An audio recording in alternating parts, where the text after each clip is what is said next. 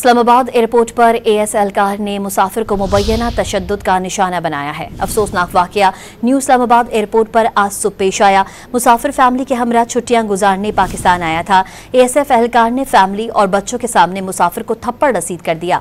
थप्पड़ मारने के बाद शोर शराबे की वीडियो सामने आ गई। इस्लामाबाद एयरपोर्ट पर एएस एहलकार ने मुसाफिर को मुबैना तशद्दुद का निशाना बनाया है। अफसोसनाक वाकया न्यू इस्लामाबाद एयरपोर्ट पर आज सुबह पेश आया। मुसाफिर फैमिली के हमरा छुट्टियां गुजारने पाकिस्तान आया था।